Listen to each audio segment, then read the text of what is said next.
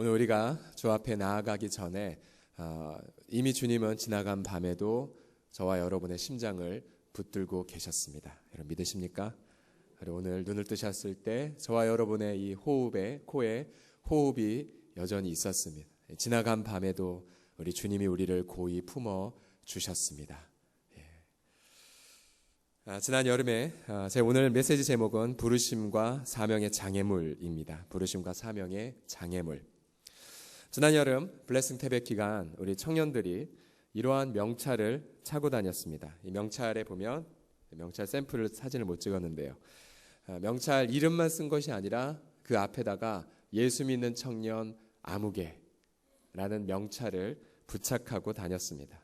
그래서 청년들이 이제 복음과 사랑을 전할 때마다 예수 믿는 청년 아무개라고 했는데, 자, 우리 언제나 하나님 앞에 청년이니까 예수 믿는 청년 자기 이름 석자 넣어서 한번 고백하도록 하겠습니다. 예수 믿는 청년 서경철이라고 시작. 예수 믿는 청년 아무개. 우리 새벽이지만 그 옆에 있는 성도 보면서 저는 예수 믿는 청년 아무개입니다라고 소개하겠습니다. 시작. 저는 예수 믿는 청년 서경철입니다. 이 명찰은 김건희라는 청년에게서 도전받아 만든 것입니다. 김건희. 지금 이렇게 완전히 탈모됐죠. 좀 공황 장애로 인한 스트레스로 인해서 저렇게 이제 탈모가 되었는데, 나이는 확인 못했지만 아마 30대 초반쯤 된 것 같습니다. 굉장히 좀 힘들었던 그러한 청년이었는데, 그러나 하나님께서 이렇게 불러주셔서 노숙인들에게 다가가 노숙인들에게 아버님, 어머님 하면서 그 귤을 나눠주는데요. 이 귤에다가 이제 귤 아티스트라고 소개도 됐는데, 귤에다가 이제 이쁜 얼굴을 그려갖고 아버님, 어머님 하면서 지하철 바닥에서 이렇게 함께 나누어 주었던. 그러면서 아버님 오늘 주무실 데 없냐고, 제가 연결시켜 드릴까요 하면서 숙소도 연결시킨. 그러면 이제 사람들이 왜 자네 이런 일을 하는가 라고 물어보면 이 청년의 고백, 저 예수 믿는 청년이기 때문입니다. 멋지죠? 한번 다시 따라해 보시겠습니다. 예수 믿는 청년입니다. 시작. 네, 저 청년의 부르심은 무엇이냐면 바로 소외된 이웃을 섬기는 것, 소외된 이웃을 섬기는 것으로 불러주셨고요. 또 저 형제는 여전히 정말 공황장애, 또 낮은 자존감, 또 탈모 등으로 고통하고 있었지만, 그러나 본인의 그런 사명지인 바로 노숙인을 섬기는 것. 제가 어제 아침에 간증을 잠시 들어보니까 심지어 창녀촌에도 가서 그들을 존중하면서 귤도 나눠주고, 그러니까 그런 저 사랑의 섬김에 감동받은 그러한 생생한 사례도 제가 시청했습니다. 언젠가 우리 교회 한번 초대를 하고 싶은데요. 이처럼 부르심과 사명은 동전의 양면처럼 함께 존재합니다. 오늘 본문을 보게 되면 모세는요, 하나님께 부름을 받았고 또 하나님께 보냄을 받았습니다. 4절을 다 같이 보시면요, 같이 읽어보죠. 4절 시작. 여호와께서 그가 보려고 돌이켜오는 것을 보신지라 하나님이 떨기나무 가운데서 그를 불러 이르시되 모세야 모세야 하시매. 자, 어제 하나님께서 창조하시고 그 창조된 것을 이름을 불러주셨다라고 말씀드렸죠. 오늘 이 출애굽기에 보게 되면 역시 하나님이 모세를 먼저 보셨어요. 그리고는 하신 말씀, 모세야 모세야 하며 그를 부르셨습니다. 여기서 이 부르다라는 단어가 어제 말씀드렸던 히브리 말로 카라, 헬라어로 칼레오라고 하는 부르심이라는 단어입니다. 부르시다. 결국 우리가 오늘 이렇게 특세에 부르심과 사명이라는 현수막 걸어놓고 하나님 제 부르심이 뭐예요? 가르쳐 주세요 라고 기도하기 전에 이미 하나님이 저와 여러분을 어떻게 하셨습니까? 먼저 보셨어요. 이미 보고 계세요. 언제부터요? 우리 태중에서부터, 우리 엄마 뱃속에 있었을 때부터, 아니 심지어 성경을 보면 우리가 태어나기 전 창세 전부터 하나님은 그리스도 안에서 저와 여러분을 부르고 계셨어요. 그래서 우리가 정확히 표현하면 기도가 이거죠. 하나님 저를 부르고 계시는데, 이미 부르고 계신데 그 부르심의 소망이 무엇인지 알게 하여 주시옵소서. 이게 바로 부르심의 자각입니다. 자, 그래서 하나님은 모세를 하나님의 임재 앞으로 초대하시고 네가 선 거 거룩한 곳인 네 발 벗으라, 네 발에서 신을 벗으라 라고 말씀하시면서 내가 너로 고통의 땅으로 보내겠다라고 말씀하십니다. 우리가 조금 이따가 나누겠지만 바로 이 부르심은 반드시 고통의 현장과 결부가 됩니다. 부르심, 그리고 고통의 현장, 그 다음에 사명, 이런 공식으로 이어지는데요. 자, 10절에 보시게 되면 이제 하나님이 고통의 땅에 내가 너를 보내겠다라고 말씀하십니다. 10절을 같이 읽겠습니다. 10절 시작. 이제 내가 너를 바로에게 보내어 너에게 내 백성 이스라엘 자손을 애굽에서 인도하여 내게 하리라. 아멘. 자, 하나님이 모세를 부르셨고 또 하나님 모세를 어디로 보내셨습니까? 바로에게로. 왜 보내셨습니까? 고통한 이스라엘 백성 인도하기 위해. 결국 하나님은 이 모세, 하나님의 불꽃 같은 그 임재 안에서 부르시고 그리고 보내셨습니다. 부르시고 보내심. 네, 오늘 저는 이 본문을 통하여서 이 모세가 부르심과 보냄을 받았음에도 불구하고 본문을 보면 대략 약 한 5번가량 거부합니다. 거부해요. 모세가 이 핑계 저 핑계 대며 부르심을 거부합니다. 그리고 보냄받은 것을 부정하고자 합니다. 하도 이 핑계 저 핑계대로 거부하자 하나님이 모세를 향하여 진노까지 내리셨습니다. 왜 우리 인간은 모세를 비롯하여 저와 여러분은 이런 부르심과 이 사명 앞에 거부를 할까요? 왜 그럴까? 왜? 저도 17살에 예수 그리스도를 구주와 주님이 영접했지만 영접하고 나서 보니까 주님이 저한테 고등학교 1학년 때 갑자기 나타난 것이 아니라 아주 어렸을 때부터 직접적이든 간접적이든 끊임없이 제 마음을 불러주고 계셨었어요. 저는 무려 17년 동안이나 거부했었던 겁니다. 17년 동안이나. 왜 우리는 부르심과 사명을 거부할까요? 부르심과 사명을 거부하는 장애물, 오늘 본문을 보면 3가지로 정리할 수 있습니다. 그리고 그 장애물과 그에 따른 치유책을 잠시 살펴보겠습니다. 첫째로 왜 모세가 부르심과 사명을 거부했냐면 무엇보다도 과거의 실패와 또 열등감 때문이었습니다. 과거의 실패와 열등감. 모세가 이집트 바로에게 보냄받을 것이라고 그런 말을 듣자 모세는 11절에서 이렇게 항변합니다. 같이 읽어보죠. 11절 시작. 모세가 하나님께 아뢰되 내가 누구이기에 바로에게 가며 이스라엘 자손을 애굽에서 인도하여 내리이까. 모세는 내가 누구입니까? 라고 말합니다. 내가 누구인데, 여기서 말하는 이 내가 누구라 라고 말했을 때 이 모세는 바로 40년 전 이집트 왕자로 있었고 지식과 리더십과 재물과 모든 걸 갖추었지만 그래서 백성에 대한 연민 때문에 또 의분 때문에 자기 손으로 구출하고자 했지만 참혹한 실패를 겪었죠. 오히려 바로 왕에게 살인자라고 쫓기는 신세가 되었고 그래서 미디안 광야로 도망쳐 40년간 장인 어르신의 양떼를 치고 있는 내가 누구이기에. 아마 모세에게 바로 이집트 당신 고향이 무엇이오? 당신 뭐하며 살았소? 라고 묻는다면 아마 모세는 요즘으로 말한다면 이제 포장마차에 가서 소주 한 잔 들이켜야 될 만큼 그러한 답답한 심경, 열등감, 실패감이었겠죠. 모세는 이 당시에 열등감이 가득한 노인, 80대의 노인에 불과했습니다. 우리가 여러분 맥체인 성경 통독에 읽어야 될 순서인 시편 90편을 보게 되면 의도한 건 아니지만 참 모세의 시편이 그대로 나오죠. 모세가 자신의 인생을 회고하면서 하는 말이 시편 90편 10절에 보게 되면 인생이 70이요 강건한 80이라도 그 연수의 자랑은 수고와 슬픔뿐이요. 우리가 신속히 날아갑니다. 우리가 주의 진노의 그 얼굴빛 안에서 그저 소멸되는 것 같습니다. 1000년이라 할지라도 지나간 세월 밤의 한 경점에 불과합니다.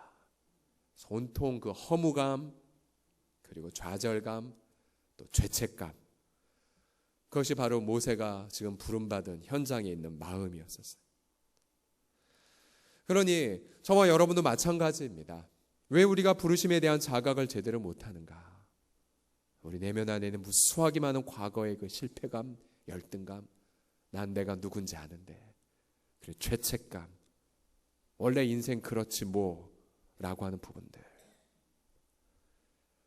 부르심이 자각이 되지 않습니다.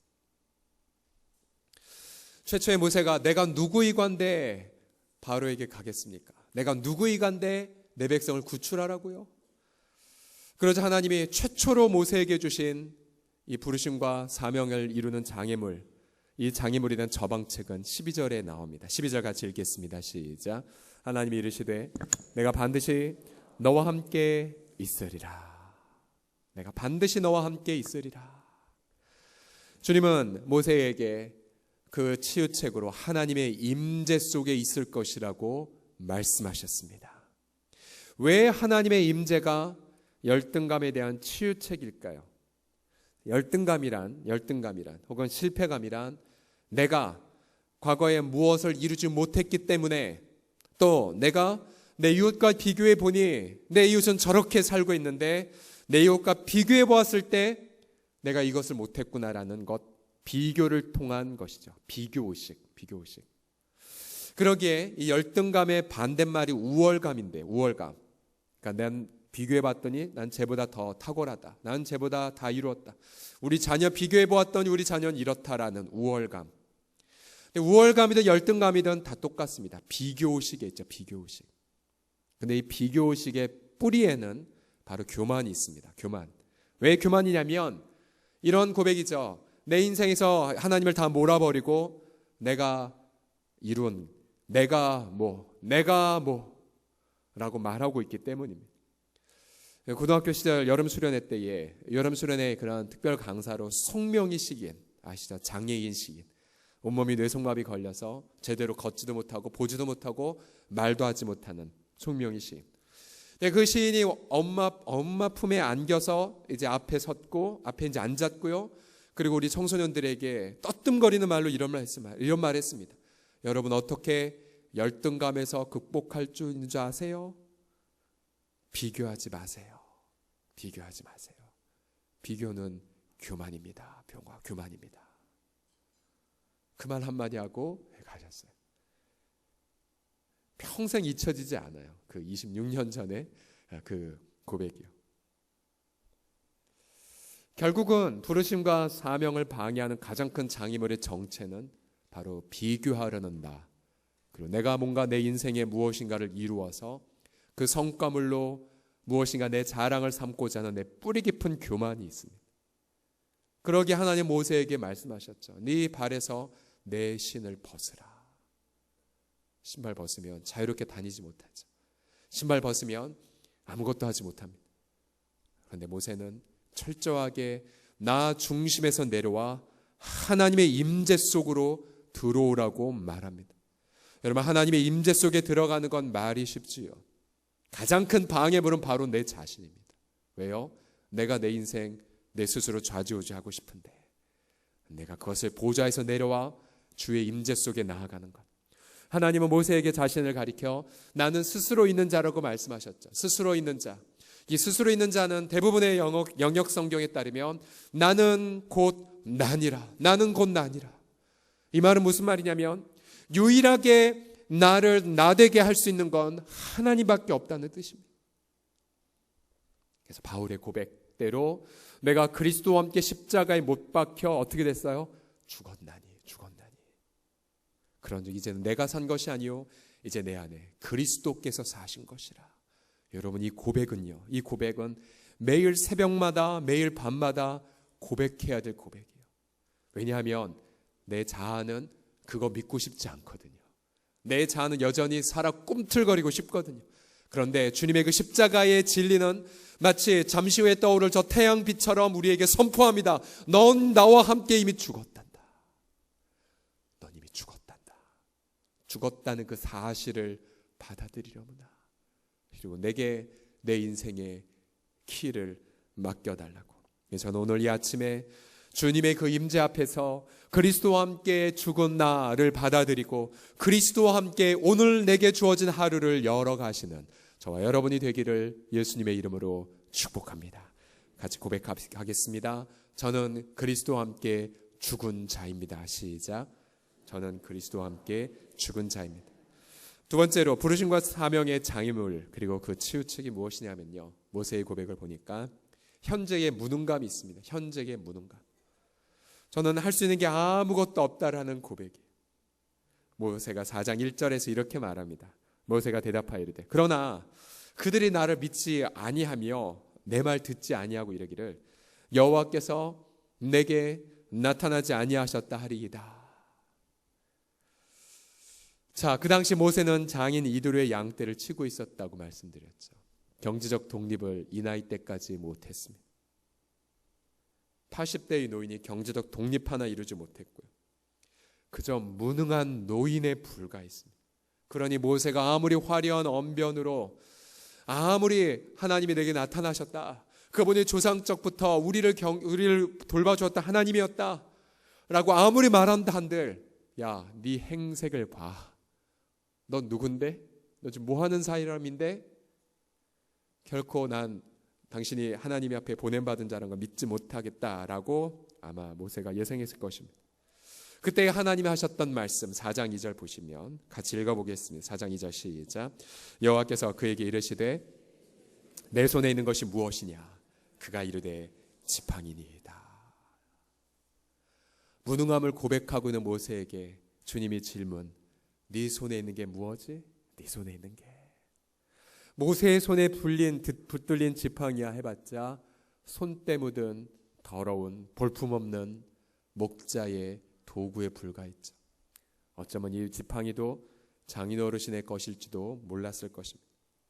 근데 하나님은 그 지팡이를 땅에 던지라고 했고 그 보잘것없는 모세의 손에 붙들린 것, 이 보잘것없는 것 하나님 말씀대로 하자 뱀이 되었고 이제 모세는 그 지팡이 붙잡고 이집트로 가서 하나님 말씀하신 대로 지팡이를 들라면 들고 치라고 하면 치고 또 가르치라면 가르치자 그 지팡이는 하나님의 사명을 이루는 도구가 되었습니다.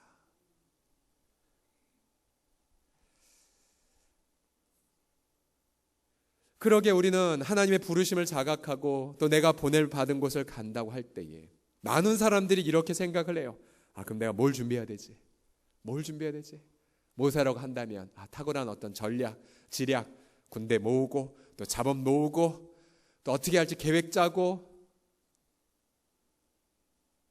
근데 정작 하나님이 우리에게 말씀하시는 것, 내 손에 있는 게 뭐지? 내 손에 있는 게.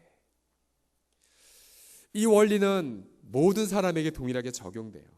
예를 들어서 뭐 새롭게 이제 섬김이가 되신 분, 또 새롭게 주일학교 교사가 되신 분이 있다고 가정해 보세요. 그러면 당연히 내가 준비한 게 이거니까 요걸 하나님이 사용하시겠지. 그러나 현장에 가면 무참하게 실패합니다. 다들 실패하세요. 아니요, 하나님은 그거 사용 안 하세요. 사용 안 하세요. 오히려 하나님은 지팡이처럼 수십 년간 손때 묻던 이미 하나님이 그에게 손에 들려졌지만 그는 깨닫지 못하는, 내가 보기엔 보잘것없다고 경멸하는 그것, 그런 하나님은 그것을 사용하세요. 정말 아무것도 아닌데 사용하시다니. 그래서 결국 자랑은 내가 아니라 하나님께만 두도록 고백하게 하십니다. 연말에 여러분들이 주일학교 사역도 마찬가지예요. 교사, 난 청년이 아니니까 젊은 것들이 해야지. 이 나이에 무슨 교사. 난 언변도 부족하고 나이도 많고 기술도 부족하고. 아니요, 하나님은 그런 거 안 쓰세요. 안 쓰세요. 하나님이 사용하시는 건 정말 난 보잘것없다라고 경멸하는, 그런데 하나님이 사용하시는 건 나의 손때 묻은 그 사랑, 그리고 정말로 그 영혼의 고통을 듣고 싶은 경청하는 귀, 따뜻한 손. 하나님은 그런 걸 사용하세요. 손때 묻은 지팡이. 여러분, 이 아침에 여러분이 평소에 무시했던 거지만 하나님이 사용하시는 손때 묻은 지팡이, 그 지팡이가 무엇이세요? 그리고 때로는 그 지팡이가 만약 장인의 이드로의 지팡이였다면 너무 부끄러운데, 다른 사람은 저만큼 애굽의 왕자가 되어서 떵떵거리며 사는데 나는 뭐지? 나는 뭐지? 그런데 저와 여러분의 손엔 하나님의 위대한 사명을 이루는 도구가 붙들렸다는 그 사실. 오늘 이 아침 주께서 저와 여러분에게 내 손에 있는 것이 무엇이냐, 그 여러분의 손에 붙들린 그 지팡이를 자각하고 그 지팡이와 더불어 하나님이 그 위대한 동행의 그 여정으로 걸어가시는 저와 여러분이 되기를 주의 이름으로 축복합니다. 마지막으로 부르심과 사명의 장애물에 있어서 모세의 고백을 보면 바로 미래에 대한 두려움이 있습니다. 미래에 대한 두려움. 우리 방금 읽었던 4장 1절에도 내가 가도 믿지 않을 겁니다라는 미래에 대한 실패감을 고백하기도 했고요. 또한 곳곳에 모세는 내가 못할 겁니다. 저 못해요. 저 말도 못해요. 아무것도 못해요. 라고 계속해서 말합니다. 12절에 보면 이제 가라. 내가 내 입과 함께 있겠다. 내 입과 할 말을 가르칠게. 근데 모세는 13절에 전혀 얼토당토한 말을 합니다. 13절 같이 읽어보죠. 시작. 모세가 이르되 오 주여 보낼 만한 자를 보내소서.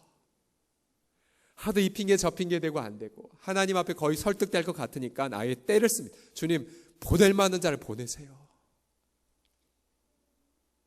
그러자 급기야 14절에 주님이 이렇게 말씀하십니다. 여호와께서 모세를 향하여 노하여 이르시되, 주님이 많이 참으신 결과 출애굽기 3장부터 4장까지 그렇게 오랫동안 참으셨죠. 마침내 모세가 거부하자 노하시면서 하신 말씀, 레위 사람 내 형 아론 있지 아니하냐. 네 형 아론 말 잘한 거 내가 알고 있다. 내가 네 형 아론을 붙여줄게. 그가 기뻐할 거야. 근데 주님은 막연한 미래에 대한 두려움 앞에 내가 네 혼자 보내지 않아. 동역자 붙여줄 거야 라고 말씀하시면서 이제 출애굽기 4장부터 5장부터 보시게 되면 모세는 혼자가 아니라 아론과 함께, 그래서 수십 번 이상 모세와 아론이 함께 바로에게로, 모세와 아론이 함께 기적을 행했고 모세와 아론이 함께 백성들을 인도하여 내었습니다. 그러기에 부르심과 사명을 자각하는 그 순간, 그리고 내가 함께 주와 함께 동행하겠다는 그 순간 우린 깊은 외로움을 느낍니다. 나만 혼자 기도하는 것 같고 나만 혼자 힘들어하는 것 같아요. 나만 혼자 아파하는 것 같고 나만 혼자 남은 것 같아요. 그 외로움의 정서. 네, 여러분, 그 외로움을 느끼는 그 순간 주님이 이미 우리에게 내가 너에게 아론을 붙여주었노라. 내가 너에게 이미 요나단을 붙여주었노라. 내가 너에게 이미 바나바를 붙여주었노라. 동역자가 이미 여러분에게 붙여진 것을 깨닫고 담대하게 미래를 향하여 걸어가시는 여러분이 되기를 주의 이름으로 부탁드립니다. 히말라야 슈바이처라고 하는 최순아 선교사님이 계십니다. 이분의 남편 강원희 선교사님, 지난 30여 년 동안 방글라데시를 비롯해서 네팔과 같은 오지에서 가난하고 소외된 자들을 돌보셨습니다.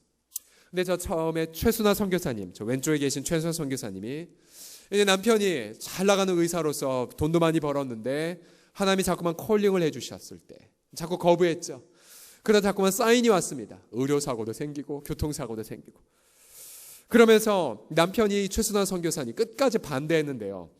이렇게 남편이 아내에게 이런 말로 설득을 했습니다. 여보, 생선의 가운데 토막 같은 인생 하나님께 드리고 싶다. 꽁지머리 드리지 말고 생선의 가운데 토막 같은 인생 드리자라고. 그렇게 설득을 했고 결국 최순환 선교사님 그 부르심에 오케이 하며 남편과 더불어 결국 49살의 나이에, 정말 그 늦은 나이에 파송을 받아서 지금 아름다운 최상의 동역을 저렇게 행복하게 감당하고 있습니다. 동역이죠, 동역. 자, 부르심과 사명의 이 장애물에 각각 과거, 현재, 미래의 시점으로 무엇이 우리를 장애물로 가지고 있는지를 함께 나누었습니다. 제가 앞서 이 김건희란 청년의 그 이야기를 들려드렸죠. 어느 날 이 청년이 이제 귤을 나눠주고 있는데 갑자기 어떤 어르신이 이 청년을 붙잡고 사정없이 구타하기 시작을 했습니다. 그러면서 이 어르신이 하는 말이 뭐냐면, 내가 거지냐? 내가 설교를 들어야 밥 얻어먹게? 그러면서 사정없이 난 거지가 아니라고 하면서 이 청년을 사정없이 때렸습니다. 나중에 알고 보니까 어느 한 부활절 날 이제 어르신들을 다 초대했는데 거기서 이렇게, 그러니까 설교 듣고 나서 예배 드리시면 식사하겠습니다 이 말을 어르신은 굉장히 내가 거지냐라고 그렇게 선입견 있게 받아들였나 봅니다. 이 청년이 사정 듣고는 죄송하다고 말하면서 이 막고 있는 손을 다 내려놓고 사정없이 맞았습니다. 코피가 터지고 구타가 났습니다. 주변에서 웅성거려서 이 어르신 경찰에 끌려가면 안 되시는데, 그래서 어르신을 위해서 이제 가려고 했습니다. 근데 가는 순간 이 어르신이 이 청년에게 하는 말, 어디가, 기도해주고 가야지. 그때 김건희 청년은 평생 자신의 이 부르심과 사명을 자각하는 그 자각을 이 어르신의 다음 말을 통하여서 듣습니다. 너 누군데 왜 나한테 맞아? 저 예수 믿는 청년인데요. 코피 흘리면서, 아프면서. 그러면서 이 어르신이 하는 말, 이렇게 말했다고 합니다. 아무도 내 얘기 안 해주고 자기 말만 하는 예수쟁이들이 많은데 넌 누군데 내 얘기 들어주냐? 내 얘기 들어준 예수 나도 한번 믿어보겠다고요. 할렐루야. 이 청년은 그 현장에서 자기의 부르심과 사명이 무엇인지를 자각했어요. 그리고 그때부터 지금까지 어떠한 순간이 오든 간에 예수 믿는 청년으로 겸손하게 귀를 나누고 이야기를 들어주고 섬기는, 지난주 우리가 설교 말씀 들은 것처럼 예수님처럼 세리와 죄인의 또 창녀의 친구로 그렇게 자신을 드리고 있습니다. 사랑하는 성도님들, 무엇 때문에 주님이 우리를 향한 부르심과 사명을 자각하지 못합니까? 과거의 실패, 현재의 무능, 미래의 두려움. 이 시간 주님의 그 존전 앞에 우리 자신을 다 부복시키고 내 손에 붙어있는 손때 묻은 지팡이가 무엇인지를 자각하며 드리는 우리 모두가 되기를 예수님의 이름으로 축복합니다. 아멘.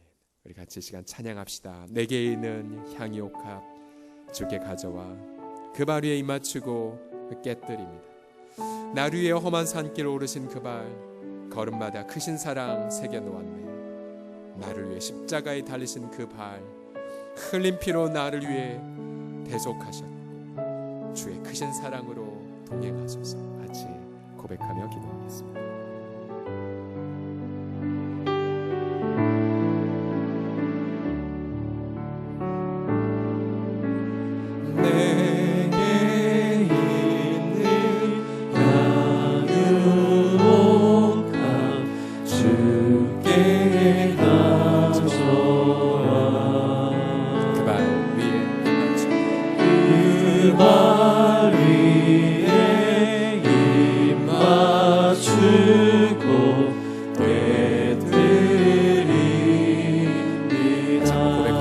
내게 있는 향유옥합, 내게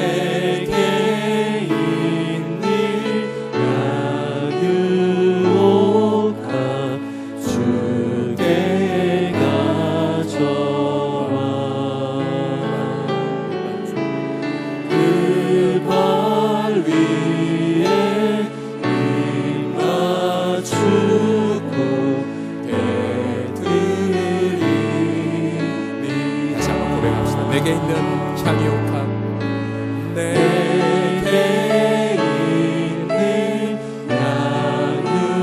향유옥합 주께 가져와 그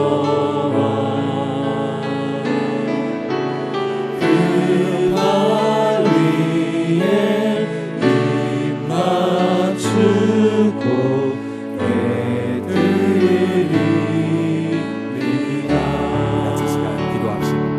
우리가 들을 향유옥합은 바로 내 자아입니다. 자기 애, 자기 의로 가득한 나, 내가 뭔가 하겠다라는 나, 하나님을 몰아버리고 주님을 내 보좌에서 내쫓아버리고 내가 내 인생의 주가 되려는 것. 그래서 내 실패, 내 무능, 내 미래, 깨트려야 될 건 내 자신. 왜냐하면 나는 그리스도와 함께 이미 십자가에 못 박혀 죽었고 장사되었기 때문에 이제 내 생명은 그리스도와 함께 부활한 새 생명이 있기에 이 시간 내 자신을, 내 발에서 신을 벗으라.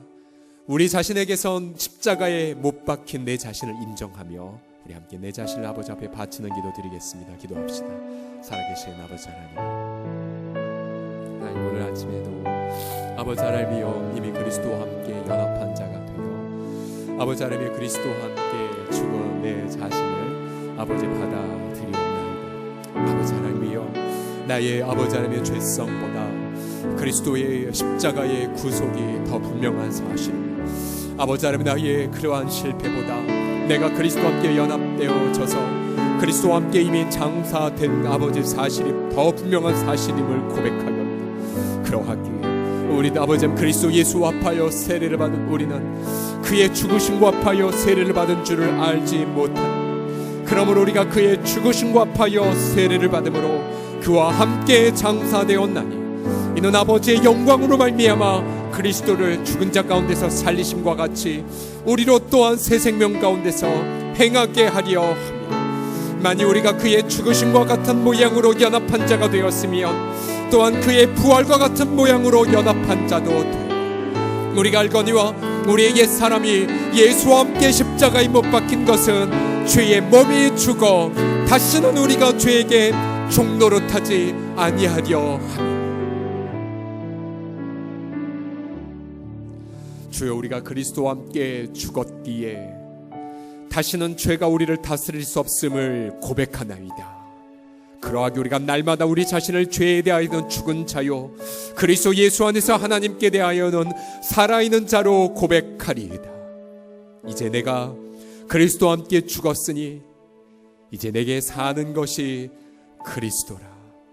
날마다 하나님의 아들의 그 믿음 가운데에 살아가게 하여 주시며, 이미 나를 부르시고 이미 나를 보내고 계시는 하나님, 그 하나님 앞에 나의 보잘것없는 오병이어를, 그리고 나의 보잘것없는 과부의 두 랩돈 같은 약한 것을, 내 자신을 주 앞에 드릴 때에 주님, 제가 아브라함도 혈을 난신을 있을 때 부름받았으나 그리고 열방으로 보냄을 받았으나 마침내 아브라함 한 사람 때문에 열방을 축복하는 그리스도, 그리고 그리스도 안에서 무수하게 많은 하늘의 별과 같은 자들이 나온 것처럼 우리 자신을 역시 주의 제단 위에 올려드릴 때에 주님, 저는 더 이상 나의 것이 아니라 주님의 것임을 고백하여이다. 주님, 나를 받아 주시옵소서.